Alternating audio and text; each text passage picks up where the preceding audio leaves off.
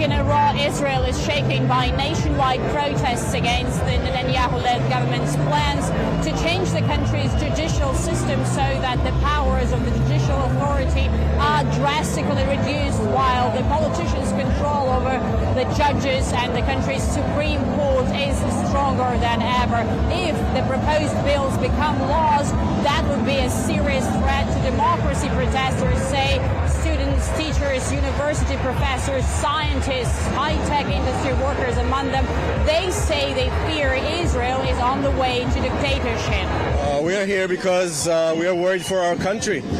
Our democracy is in danger, and we just want to keep it that way. Dictatorship is on the way, and we don't want to become one of those countries that had a democracy and turned into a dictatorship overnight. We saw exactly what happened in Poland and Hungary, and we are in the fast track to be in the same place, but faster. The country's national security minister accused the protesters of seeking to destroy Israel, while those who have gathered here in a so-called government district in Tel Aviv and who have been taken to the streets in the last 2 months in thousands say they protest to protect the country they like. I was born here, I brought the children here, and I have grandchildren here, and I'd like this country, my country, will be the same as I was born, because all of us was in the army, we fight for this country, and we like it to be the same. We don't want any changes. I'm terrified of what our country is going through.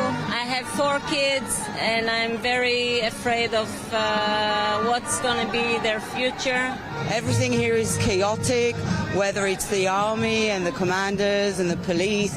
So this is why we're here. We want to demonstrate before things happen and before it's going to be too late.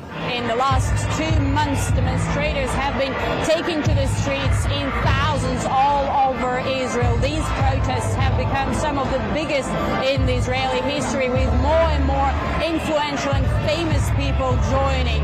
In recent weeks, a growing number of IDF reservists have threatened to skip their pull-ups if the government does not back off from its plans.